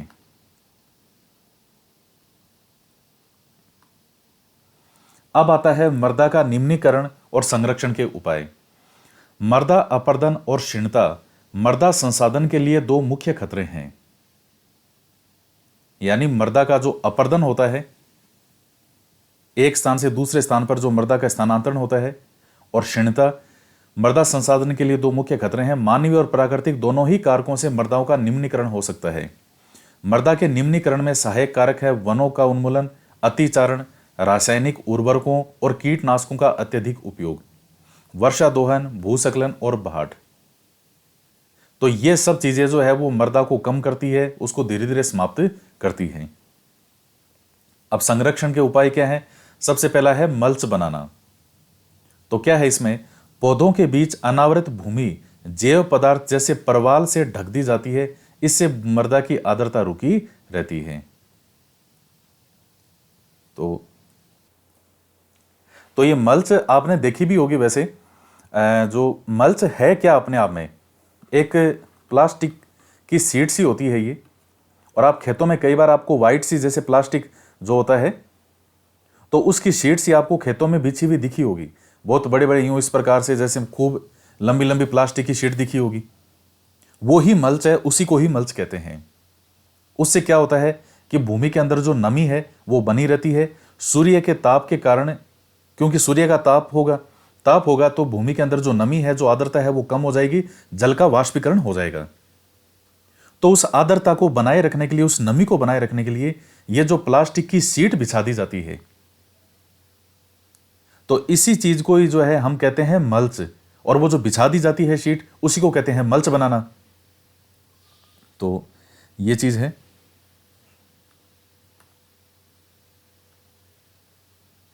फिर ये जैसे वेदिका फार्म और समोच्च रेखीय जुताई जो है। वेदिका फार्म क्या है? चौड़े समतल सोपान और वेदिका तीव्र ढालों पर बनाए जाते हैं ताकि सपाट सतह फसल उगाने के लिए उपलब्ध हो। तो वेदिका फार्म का पहले भी आया था इस तरह के, देखिए ये बनाए जाते हैं। इससे पृष्ठीय प्रवाह और मृदा अपरदन कम होता है। तो ये मृदा अपरदन तो कम होता ही होता है। और ये क्या होता है? ये पृष्ठीय प्रवाह, इसको कहते हैं सरफेस फ्लो। सरफेस फ्लो यानी अब अगर मान लीजिए इस तरीके से ये वेदिका फार्म नहीं बनाए जाए, स्टेप बाय स्टेप इस तरीके से नहीं बनाए, तो जल जो है वो नहीं रुकेगा। तो पृष्ठीय प्रवाह का मतलब है जो जल है वो ऊपर बारिश होते ही सारा ढाल होने के कारण सारा का सारा नीचे आ जाएगा। तो ऊपर बिल्कुल भी नहीं जल जो स्टॉप होगा, नहीं रुकेगा। तो उसको ये है पृष्ठीय प्रवाह कि सरफेस फ्लो जो वो कम होगा, जल जो बह करके नीचे आ जाता है वर्षा के कारण, या जैसे ही पानी ऊपर आएगा वो ढाल के कारण नीचे आ जाएगा। जबकि हमें ऊपर सिंचाई के लिए क्या चाहिए? जल की आवश्यकता है। तो यह होता है पृष्ठीय प्रवाह, और मृदा अपरदन जो है वो इससे कम होता है। तो ये कहां बनाए जाते हैं? तीव्र ढालों पर। और ये समोच्च रेखीय जुताई जो है, ये वाला चित्र है। एक पहाड़ी ढाल पर समोच्च रेखाओं के समानांतर जुताई ढाल से नीचे बहते जल के लिए एक प्राकृतिक अवरोध का निर्माण करती है। तो यह भी जल को रोकने के लिए एक इस तरीके से बनाई जाती है।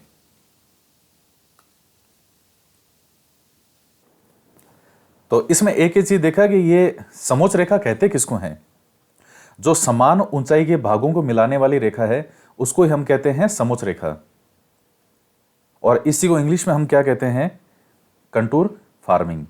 आप नेट पे सर्च करेंगे, यूट्यूब पे सर्च करेंगे, यूट्यूब पे सर्च करना कंटूर फार्मिंग, तो उसके वीडियो बनाए हुए आ जाएंगे कि किस प्रकार से कंटूर फार्मिंग होती है। वो जो फार्मिंग की जा रही है, खेती की जा रही है, उसके वीडियो बने हुए आ जाएंगे कि देखिए ये कंटूर फार्मिंग है। तो एक ढाल में समोच्च रेखाओं के समानांतर समान ऊंचाई के भागों को मिलाते हुए इस प्रकार से जो है ये खेती की जाती है। तो उससे जो पानी है वो भी रुकता है और मिट्टी जो है उसका बहाव भी रुकेगा। तो ये इंग्लिश में ध्यान रखिएगा, कंटूर फार्मिंग। इसके बाद में आती है रक्षक मेखलाएं। तटीय प्रदेशों और शुष्क प्रदेशों में पवन गति रोकने के लिए वृक्ष कतारों में लगाए जाते हैं ताकि मृदा आवरण को बचाया जा सके। तो वृक्ष जो है वो कतारों में लगाते हैं, तो उससे भी जो मिट्टी का बहाव है एक स्थान से दूसरे स्थान पर वो रुकता है। तो ये कई चीजें हैं। तो ध्यान रखिएगा कि मृदा के संरक्षण की विधियां कौन कौन सी है?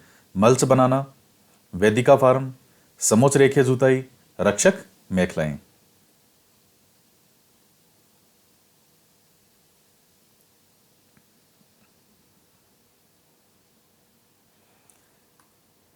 इसके बाद में देखिए समोच्च रेखीय रोधिकाएं क्या होती है। समोच्च रेखाओं पर रोधिकाएं बनाने के लिए पत्थरों, घास, मृदा का उपयोग किया जाता है और रोधिकाओं के सामने जल एकत्रित करने के लिए जो है वो क्या बनाई जाती है, खाइयां बनाई जाती है। अब जैसे एक ही आकार की ए और ब जो है वो क्या लीजिए, दो ट्रे। इन ट्रे के अंत में 6 छेद बनाइए और इन्हें बराबर मात्रा में मृदा से भरिए। ए ट्रे की मृदा को खाली छोड़ दीजिए, जबकि ब ट्रे में गेहूं और चावल के दाने लगाइए। बाद में ब ट्रे के दाने उगकर कुछ ऊंचे हो जाते हैं। अब दोनों ट्रे को ऐसे रखिए कि वे एक ढाल पर हों। दोनों ट्रे में बराबर ऊंचाई से एक एक मग जो है वो डालते हैं जल। दोनों ट्रे के छिद्रों से निकलने वाले पकिंग जल को 2 अलग अलग डिब्बों में एकत्रित करें और तुलना करें कि प्रत्येक ट्रे से कितनी मात्रा बह गई है। तो जो बह वाला था, जहां हमने गेहूं या चावल के दाने लगाए, वहां जो है उसके अंदर मिट्टी कम बह करके गई है, जबकि ये बिल्कुल जो सिंपल वाला था इसके अंदर मिट्टी ज्यादा बह करके गई है। तो ये जो रोधिकाएं बनाते हैं हम इस प्रकार से, उसके अंदर जैसे पत्थर हो गए, घास है, मिट्टी है, इस तरह से उनको जो है वो रोधिकाएं जो है बना दी जाती है। रोधिका से मतलब क्या हो गया, मतलब एक तरह से बैरियर, ताकि जल जो है वो रुके उसमें।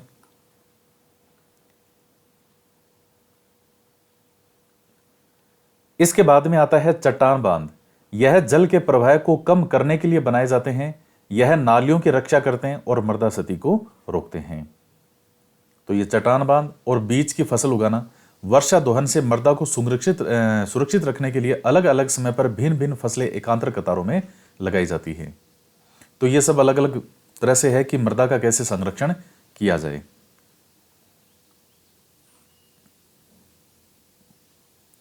इसके बाद में आता है जल।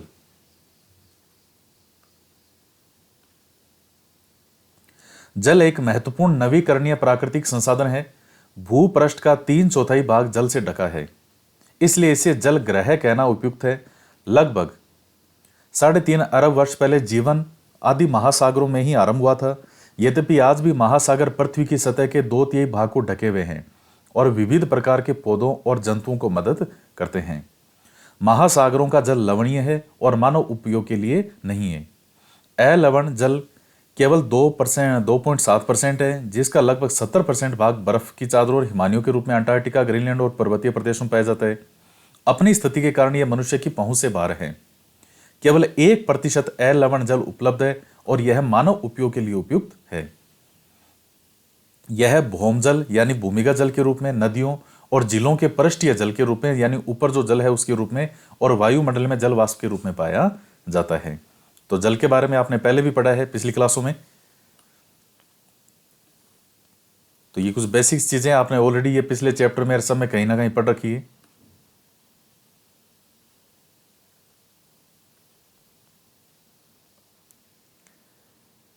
इसलिए अलवणीय जल पृथ्वी का सबसे अधिक मूल्यवान पदार्थ है। पृथ्वी पर जल न बढ़ाया जा सकता है, न घटाया जा सकता है। इसकी कुल मात्रा स्थिर रहती है।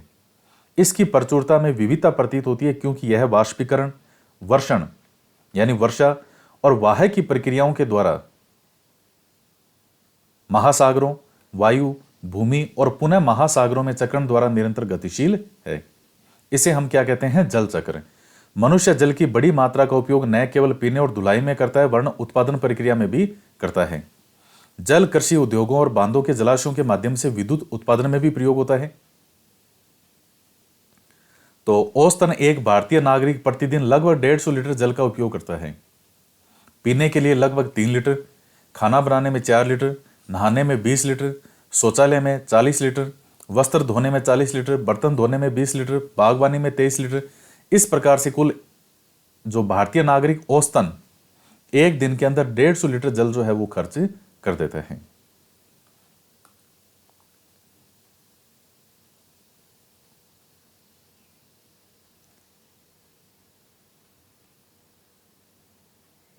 तो जल कृषि उद्योग और बांधों के जलाशयों के माध्यम से विद्युत उत्पादन करने में भी प्रयोग किया जाता है।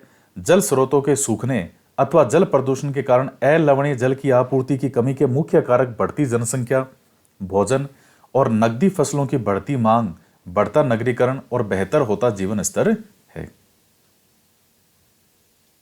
तो इसके कारण कि जल की कमी क्यों हो रही है, लवणीय जल की आपूर्ति में कमी, तो जनसंख्या बढ़ रही है, नकदी फसलों की भोजन की इनकी मांग बढ़ती जा रही है, नगरीकरण हो रहा है, तो ये सब कई कारण हैं।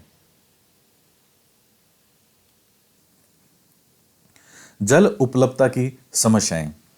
विश्व के कई प्रदेशों में जल की कमी है, अधिकांशतः अफ्रीका, पश्चिमी एशिया, दक्षिणी एशिया, पश्चिमी संयुक्त राज्य अमेरिका के भाग, उत्तर पश्चिमी मैक्सिको, दक्षिणी अमेरिका के भाग और संपूर्ण ऑस्ट्रेलिया अलवणीय जल की आपूर्ति की कमी का सामना कर रहे हैं। कि तो समस्या तो सारी जगह ही है, अफ्रीका में भी है, पश्चिमी एशिया में है, दक्षिणी एशिया है, पश्चिमी संयुक्त राज्य अमेरिका वाला भाग हो गया, उत्तर पश्चिम मैक्सिको हो गया, दक्षिणी अमेरिका के भाग हो गए, संपूर्ण ऑस्ट्रेलिया अलवणीय जल की आपूर्ति की कमी का सामना कर रहे हैं। अलवणीय जल यानी जिसमें लवण की मात्रा नहीं हो, यानी जो प्रयोग करने के योग्य है, जो पीने योग्य जल है। बाकी तो वैसे देखोगे तो इनके आसपास जो है वो क्या है, समुद्र है, लेकिन वो लवणीय जल है, वो आप पीने के काम में नहीं ले सकते। ये देश ऐसे जलवायु प्रदेशों में स्थित है जहां अक्सर सूखा पड़ता है, इनमें जलाभाव की अधिक समस्या बनी रहती है। इस प्रकार जल का अभाव मौसमी और वार्षिक वर्षण में विविधता के परिणाम स्वरूप हो सकता है। तो ये जल का अभाव जो है वो मौसमी गतिविधियों के कारण या जो वार्षिक वर्षण में विविधता, यानी कभी वर्षा कम होती है, कभी अधिक होती है, या कभी जल का ज्यादा उपयोग हो रहा है, तो ये चीजें है इसमें। अभी जैसे यमुना है, अब जैसे जल स्रोतों के संदूषण के कारण का मतलब है कि जिस तरह से उनको प्रदूषित किया जा रहा है, तो यमुना नदी वाहित मल, औद्योगिक बहिस्राव और कचरे के कारण प्रदूषित हो रही है। ये यमुना से मुझे वो एक सीन याद आ गया कि छोटी गंगा बोल के नाले में कुदा दिया। वो कौन सी मूवी थी, उसमें अभिषेक बच्चन था और उसका दोस्त होता है विजय राज। तो उसमें वो बड़ा जोरदार सीन है। वो कोई अनजान आदमी उसको कहता है कि भैया तुम कहाँ से आए हो, का मैं वहां से आया हूँ, का चलो तुम्हें जो है यहाँ पर घुमाते हैं, और ये देखो ये जो जगह है, ऐसे नाला होता है उस मूवी में, और कहता है ये जो गंगा है, कौन सी गंगा, ये है छोटी गंगा। तो कहता है दिखने में तो ये ऐसी क्यों दिख रही है, कि ये ऐसी दिख रही है तो तुम जो इसमें डुबकी लगाओ। ये बोल करके वो उसको इस नाले में डुबकी लगवा देता है। तो ये हाल है यमुना नदी के। आज के विश्व में शुद्ध और पर्याप्त जल स्रोतों तक पहुंचना एक बड़ी समस्या बन गई है। इस क्षीण होते संसाधन के संरक्षण के लिए कदम उठाने चाहिए। यद्यपि जल एक नवीकरणीय संसाधन है, तथापि इसका अति उपयोग और प्रदूषण इसे उपयोग के लिए अनुपयुक्त बना देते हैं। अशोधित या आंशिक रूप से शोधित वाहित मल, कृषि रसायनों का विसर्जन और जल निकायों के औद्योगिक बहिस्राव जल के प्रमुख संदूषक हैं। तो कि ये जल दूषित कैसे हो रहा है, तो इसके अंदर जो ये वाहित मल हैं, ये कृषि जो ये होते हैं रसायन केमिकल, इनका विसर्जन होता है। जो ये फैक्ट्रीज वगैरह होती है, उद्योग वगैरह, इनसे जो वो जल निकलता है तो वो इनको प्रदूषित बनाते हैं। इनमें शामिल नाइट्रेट, धातुएं और पीड़कनाशी जल को प्रदूषित कर देते हैं। इनमें से अधिकांश रसायन अजैव निम्नकरणीय होने के कारण जल द्वारा मानव शरीर में पहुंच जाते हैं। इन प्रदूषकों को जल निकायों में छोड़ने से पूर्व बहिस्रावों को उपयुक्त विधि से शोधित करके जल प्रदूषण नियंत्रित किया जा सकता है। यानी इनके अंदर जो दूषित प्रदूषक तत्व होते हैं उनको हटा करके और फिर उस जल को आगे प्रवाहित करना चाहिए। तो मेन बात इसका जो अर्थ है वो यही है। वन और अन्य वनस्पति आवरण धरातलीय प्रवाह को मंद करते हैं और भूमिगत जल को पुनः पूरित करते हैं। जल संग्रहण पृष्ठीय प्रवाह को बचाने की दूसरी विधि है जल का संग्रहण। जल रिसाव को कम करने के लिए खेतों को सिंचित करने वाली नहरों को ठीक से पक्का करना चाहिए। रिसाव और वाष्पीकरण से होने वाली जल क्षति को रोकने के लिए क्षेत्र की स्प्रिंकलरों से जो सिंचाई करना अधिक प्रभावी विधि है। यानी ये जो फुहारे से हैं तो इसको कहते हैं स्प्रिंकलर सिंचाई जो है।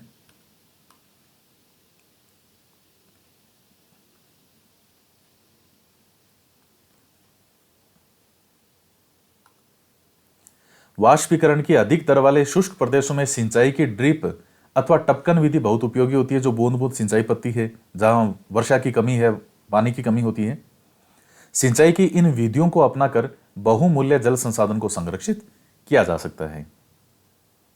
तो ये छोटी छोटी चीजें हैं, किस प्रकार से जल जो है वो दूषित होता है, किस प्रकार से उसको संरक्षित किया जा सकता है।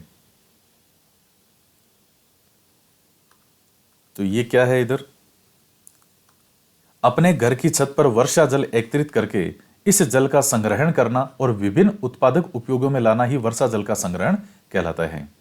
औसतन 2 घंटे की वर्षा का एक दौर 8000 लीटर जल बचाने के लिए काफी है। तो वर्षा जल का भी देखिए, संग्रहण की व्यवस्था नहीं होने के कारण भी कई बार अच्छी बारिश होती है, लेकिन फिर भी वो जल है उसका प्रयोग नहीं हो पाता और वो ऐसे ही बह जाता है वो। तो वर्षा जल के लिए पहले देखिए क्या करते थे, ये बावड़ियां, तालाब, ये इस तरह की चीजें जो होती थी, ये वर्षा जल के संग्रहण के लिए ही होती थी। अच्छी बारिश होती थी, जल इकट्ठा रहता था उसके अंदर, अब उसका उपयोग करते रहो पूरे साल भर। प्राकृतिक वनस्पति और वन्य जीवन। स्कूल के बच्चे हस्तशिल्प प्रदर्शनी में घूम रहे थे। प्रदर्शनी की वस्तुएं देश के भिन्न भिन्न भागों में एकत्रित की गई थी। मोना ने एक थैला हाथ में उठाया और उत्साह से कहा, यह एक सुंदर हैंड बैग है। अध्यापिका ने कहा, हां, यह जूट से बना है। क्या आप उन टोकरियों, दीप छात्रों और कुर्सियों को देखते हैं? दीप छत्रों को। यह बैंत और बांस की बनी है। भारत के पूर्वी और उत्तर पूर्वी आंध्र प्रदेशों में बांस प्रचुर मात्रा में पैदा किया जाता है। तो इसी प्रकार से जैसे रेशमी स्कार्फ है, तो ये रेशम कीट से प्राप्त होता है, जो कि सहतूत के पेड़ों पर पाले जाते हैं। तो बच्चे समझ गए कि पौधे हमें अनेक अनेक विभिन्न उत्पाद प्रदान करते हैं, जिनका उपयोग हम अपने दैनिक जीवन में करते हैं।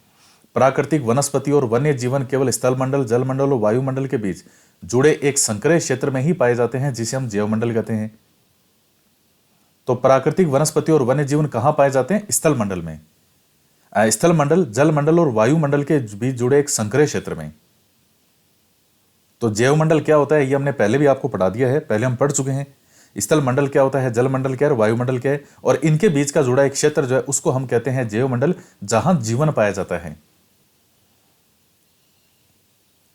तो जीवन के अंदर जो प्राकृतिक वनस्पति भी आएगी और जो वन्य जीवन है वो भी आएगा।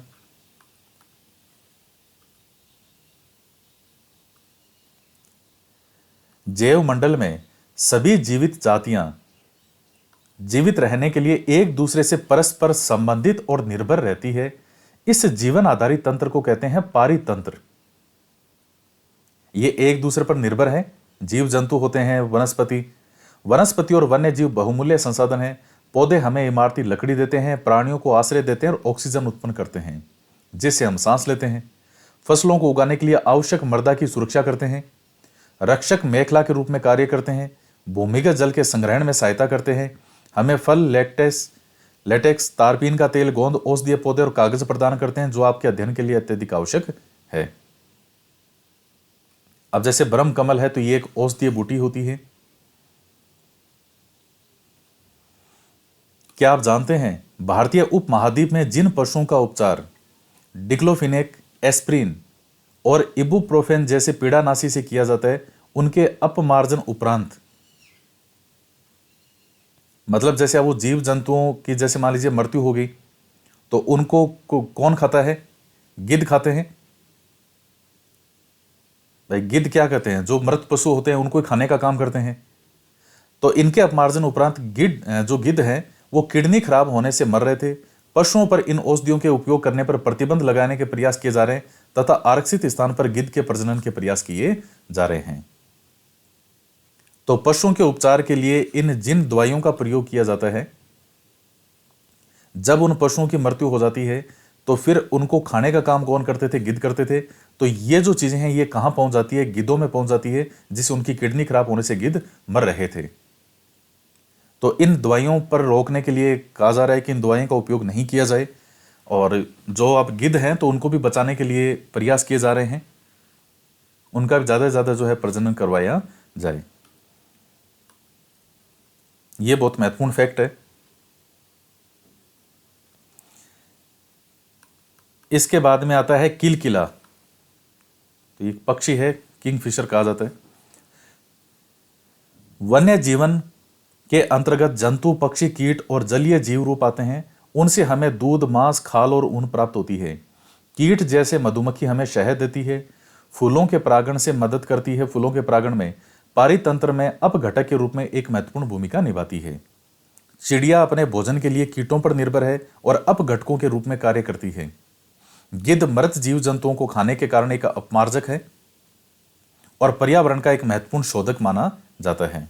इसलिए प्राणी चाहे बड़े हों या छोटे, सभी पारितंत्र के संतुलन को बनाए रखने के लिए अनिवार्य है। तो ये अपमार्जक क्या होता है? मतलब उसको साफ सफाई,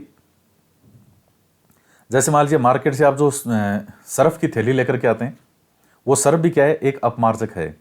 क्या काम करता है? आपके जो कपड़े हैं उनकी साफ सफाई का। उसी प्रकार से जो पर्यावरण के अपमार्जक का काम करता है गिद्ध, क्योंकि मृत जीव जंतुओं को खाने के कारण ये एक अपमार्जक का काम करता है। तो सारे पक्षी काम के हैं। जैसे मधुमक्खी से हमें शहद मिलता है, चिड़िया अपने भोजन के लिए कीटों पर निर्भर है। तो ये सब चीजें एक दूसरे से जुड़ी हुई है। इसी को हम कहते हैं पारितंत्र। अब आता है प्राकृतिक वनस्पति का वितरण। वनस्पति की वृद्धि मुख्य रूप से तापमान और आर्द्रता पर निर्भर करती है। विश्व की वनस्पति के प्रमुख प्रकारों को 4 वर्गों में रखा जा सकता है, जैसे वन, घास स्थल, गुलम और टुंड्रा।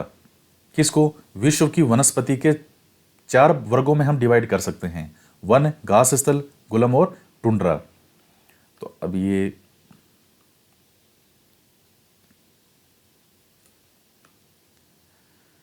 भारी वर्षा वाले क्षेत्रों में विशाल वृक्ष उग सकते हैं। इस प्रकार वन प्रचुर जल आपूर्ति वाले क्षेत्रों में ही पाए जाते हैं। तो वन तो वही होंगे ज्यादा खूब वर्षा जल की आपूर्ति होगी। जैसे जैसे आर्द्रता कम होगी, वृक्षों का आकार और उनकी जो सघनता है वो भी कम होती जाएगी। सामान्य वर्षा वाले क्षेत्रों में छोटे आकार वाले वृक्ष और घास उगती है, जिससे विश्व के घास स्थलों का निर्माण होता है। कम वर्षा वाले शुष्क प्रदेशों में कंटीली झाड़ियां और गुलम उगते हैं। इस प्रकार के क्षेत्रों में पौधों की जड़ें गहरी होती हैं, क्योंकि जल चाहिए पौधों को, तो फिर वो क्या है? भूमि से जल प्राप्त करने के लिए और ज्यादा गहरी जड़ें उनकी जाती है। वाष्पोत्सर्जन से होने वाली आर्द्रता की हानि को घटाने के लिए इन पेड़ों की सतहें कांटेदार और मोमी सतह वाली होती है। शीत ध्रुवीय प्रदेशों की टुंड्रा वनस्पति में मॉस और लाइकेन शामिल है। तो वनस्पति कैसी होगी? ये वहां की जलवायु, वर्षा की मात्रा, भौगोलिक स्थिति, इन सब चीजों पर निर्भर करती है। तो गुलम भी क्या है? एक तरह की ये भी झाड़ियों का ही प्रकार है, ये भी झाड़ी है।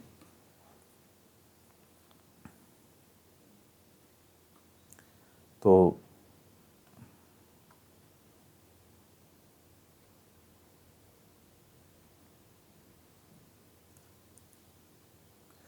पिछली 2 शताब्दियों में विश्व में जितने लोग थे, इस समय उनसे कहीं अधिक लोग हैं। बढ़ती जनसंख्या के पोषण के लिए फसलों को उगाने के लिए वनों के विशाल क्षेत्रों से वृक्ष काट दिए गए हैं। विश्व भर में वनों का आवरण तेजी से समाप्त हो रहा है, तो इसके लिए भी संरक्षण की आवश्यकता है। इसके बाद आता है प्राकृतिक वनस्पति और वन्य जीवन संरक्षण। ये एक चित्र है। सुनामी के पश्चात ग्रेट निकोबार में वर्षा प्रचुर वन में क्षति। तो ये सुनामी के बाद की स्थिति है कि कैसे वनों को नुकसान होता है। वन हमारी संपदा है। पौधे जंतुओं को आश्रय प्रदान करते हैं और साथ ही पारितंत्र को भी अनुरक्षित रखते हैं। जलवायु में परिवर्तन और मानव हस्तक्षेप के कारण पौधों और जंतुओं के प्राकृतिक आवास नष्ट हो सकते हैं। बहुत सी जातियां असुरक्षित अथवा संकटापन में है, कुछ लुप्त होने के कगार पर हैं। वन उन्मूलन और मृदा अपरदन, निर्माण कार्य, दावानल और भूस्खलन में से कुछ मानव और प्राकृतिक कारक हैं जो मिलकर इन महत्वपूर्ण प्राकृतिक संसाधनों के लुप्त होने की प्रक्रिया को बढ़ावा देते हैं। दावानल मतलब जंगल की आग जो है वो। तो ये कई कारक हैं, जैसे वन को जो लगातार काटा जा रहा है, मृदा का जो अपरदन होता है, निर्माण कार्य किए जा रहे हैं वनों को काट काट करके, जंगल में आग लग जाती है, भूस्खलन होता है। तो कई मानव और प्राकृतिक कारक होते हैं जो इन महत्वपूर्ण प्राकृतिक संसाधनों के लुप्त होने की प्रक्रिया को बढ़ावा देते हैं। तो आज की मुख्य चिंताओं में से एक अनाधिकार शिकार करने की संख्या का बढ़ना है, जिससे कुछ खास प्रजातियों की संख्या में तेजी से कमी आई है। पशु खाल, चमड़ा, नाखून, दांत और पंखों के साथ साथ सींगों के एकत्रीकरण और गैर कानूनी व्यापार के लिए जंतुओं का अनाधिकार शिकार किया जाता है। इनमें से कुछ जंतु जैसे चीता है, शेर है, हाथी है, ब्लैक बक है, ये रहा जो काला हिरण, मगरमच्छ, दरियाई घोड़ा, हिम तेंदुआ, शुतुरमुर्ग और मोर है। तो इनका संरक्षण जागरूकता बढ़ाकर के किया जा सकता है। राष्ट्रीय उद्यान, वन्य जीव अभयारण्य, जैव मंडल नीचे हमारी प्राकृतिक वनस्पति और वन्य जीवों को सुरक्षित रखने के लिए ये बनाए जाते हैं। संकरी घाटियां, झील और आर्द्र भूमि का संरक्षण मूल्यवान संसाधन नष्ट होने से बचाने के लिए आवश्यक होता है। तो ये बचाने के लिए प्रयास हैं। किन किन को शिकार किया जा रहा है, ये वो हैं, और कैसे हम संरक्षण कर सकते हैं राष्ट्रीय उद्यान, वन्यजीव अभयारण्य, तो ये चीजें हैं।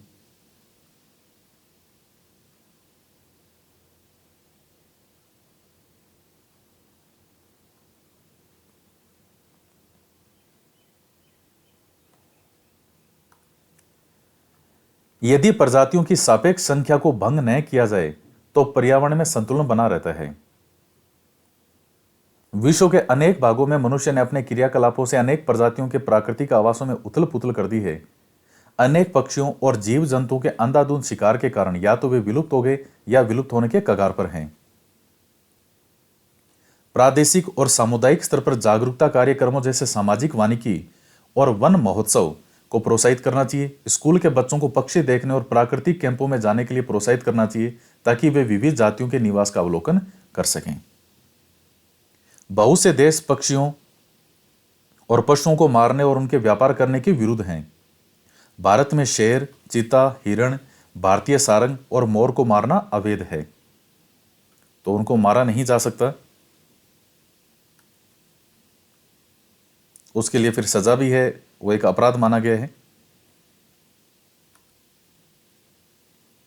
एक अंतरराष्ट्रीय परिपाटी CITES the convention on international trade in endangered species of wild fauna and flora की स्थापना की गई है।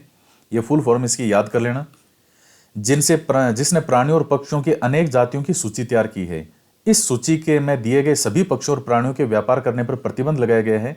पौधों और प्राणियों का संरक्षण प्रत्येक नागरिक का नैतिक कर्तव्य है। तो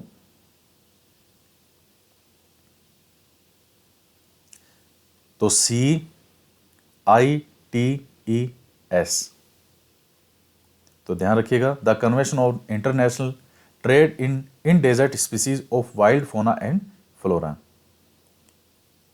और ये जैव मंडल निश्चय क्या होता है? यह वैश्विक नेटवर्क द्वारा जुड़े रक्षित क्षेत्रों की एक श्रृंखला है जिसे संरक्षण और विकास के बीच संबंध को प्रदर्शित करने के इरादे से बनाया गया है। जो एक रक्षित क्षेत्र बनाए गए हैं, तो उन रक्षित क्षेत्रों की एक श्रृंखला है जहां जैसे मान लीजिए शिकार करना या जो किसी जानवर को मारना एक अपराध की श्रेणी में रखा गया है, जहां वनस्पति को आप नुकसान नहीं पहुंचा सकते, वो चीजें कहलाकर क्या कहलाती है? जैव मंडल निश्चय। उद्देश्य क्या है? संरक्षण और विकास। किसका?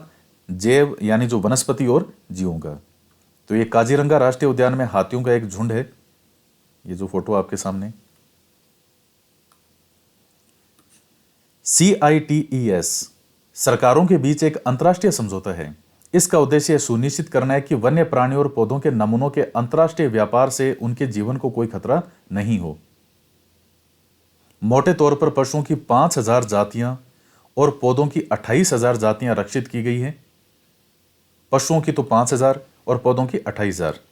भालू, डॉल्फिन, कैक्टस, परवाल, आर्किड और एलो जैसे कुछ उदाहरण हैं। तो ये है क्या? ये सरकारों के बीच एक अंतर्राष्ट्रीय समझौता है। अलग अलग जो देश हैं, उन देशों के मध्य किस चीज के लिए प्रयास है कि जो प्राणी और पौधे हैं उनकी रक्षा की जाए। और कई जो ऐसे प्राणी या पौधे हैं जिनको रिस्क है, तो उनको बचाने के प्रयास किए जाएं या उनका शिकार नहीं किया जाए। तो ये है CITES। तो ये सेकंड चैप्टर जो है ये आपका इसमें कंप्लीट होता है।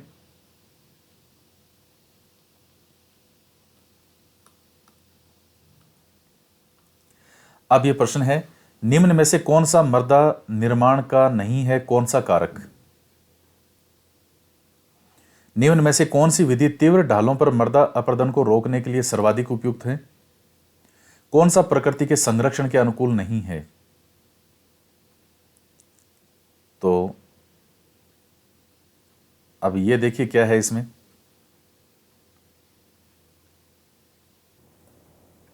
तो क्या होगा, कौन सा मृदा निर्माण का कारक नहीं है? समय होता है, जैव पदार्थ होता है, लेकिन यह मृदा का गठन जैसा कुछ नहीं होता, तो ये क्षय हो जाएगा। कौन सी विधि तीव्र ढालों पर मृदा अपरदन को रोकने के लिए सर्वाधिक उपयुक्त है? तो वैदिकाकृषि है। कौन सा प्रकृति के संरक्षण के अनुकूल नहीं है? बल्ब को बंद कर देंगे जब आवश्यकता ना हो तो भी नेचर का जो है क्या होगा, संरक्षण होगा। आप बिजली बचा रहे हैं, नल के उपयोग के बाद तुरंत उसको बंद कर देना चाहिए, तो यह भी संरक्षण है। तीसरा है, खरीदारी के बाद पॉली बैग को नष्ट कर देना चाहिए। जो पॉली बैग यानी जो पॉलीथीन की थैलियां हैं, तो देखिए वो नष्ट होगी कैसे? नष्ट हो नहीं सकती। पहली बात तो ये है, नष्ट भी करोगे तो क्या करोगे, उसके आग लगाओगे, जलाओगे उसको, तो भी उससे वातावरण जो है प्रदूषित होगा। तो ये 100 साल भी अगर जमीन में पड़ी रहेगी पॉलीपैक, तो ये नष्ट नहीं होती है। और जो गाय वगैरह है, ये पशुओं के मरने का कारण भी एक बहुत बड़ा कारण है कि इनके पेट के अंदर ये जब कुछ इधर उधर खाते रहते हैं, तो ये पॉलीथीन की थैलियां भी इनके पेट में इकट्ठी हो जाती है और तो समस्याएं क्रिएट करती है। तो पॉलीपैक को नष्ट करोगे कैसे आप? तो वो एक प्रॉब्लम सबसे बड़ी है। नष्ट भी करोगे, अगर आग भी लगाते हो तो भी वातावरण जो है प्रदूषित होता है। सही उत्तर हो जाएगा ख।